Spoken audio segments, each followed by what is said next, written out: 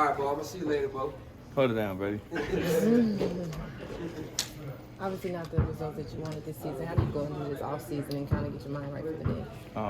One, you got to take some time off for yourself, for your mental. And then, later on you just get back to work. Deebo, how are you physically? Are you healthy? Or are you Yeah, getting there? I'm healthy. Yeah, I'm good.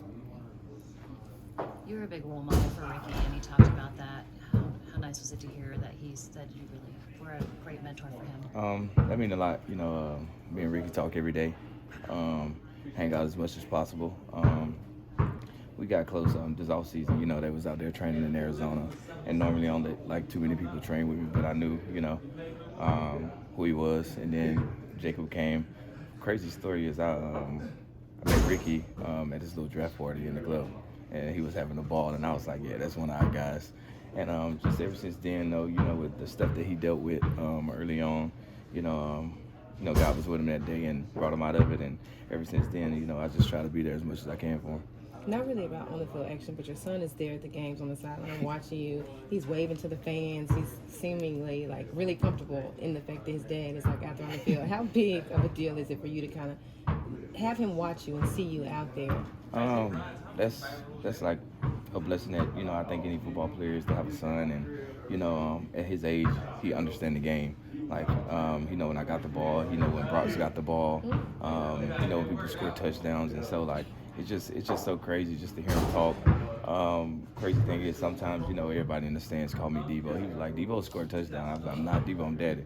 But it's just a blessing just to see him day in and day out. Even when you hear his personality to the fans and everything like that. Are we going to see him on the field in 20 years? Huh? Are we going to see your son on the field in 20 years? Man, if that's what he want to do, then that's what he's doing. If he don't want to do it, he got to do it. Talk about the brotherhood in this season, how you guys persevered through it. At the end of the day, I think we spend more time here than we spend with our families, honestly. And the brotherhood here has been through the roof ever since I've stepped foot in here. And I think that's big ups to John and Kyle and Jed and bringing guys in of that type. And we kind of fell short this year. Not the season that we wanted to have, but at the end of the day, we all stick together. How much time did it take between the end of this season, which was disappointing, and getting your mind right for the next one? Probably till like after when the Super Bowl over, I'll probably get back to work. What was your perspective on Jauan's incident yesterday? I mean, that's just Jauan, I don't think he did anything dirty along those lines. It's just, if you turn the tape on, it's just how he blocked. He blocked until you hear the whistle.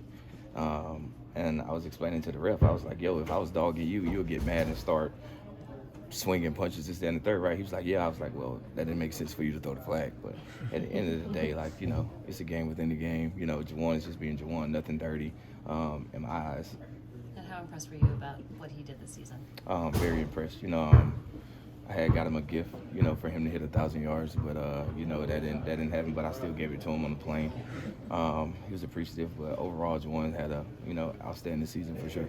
Knowing that he was just a few yards away from that 1,000 yards, and he was out there playing hard like he plays, despite of knowing that he didn't expect to get thrown out, but knowing that he was fine, or seemingly he was fine after, because he knew he put it all out there on the field. How does that speak to his character? That's just, like I just said, that's just him. That's how he's going to work.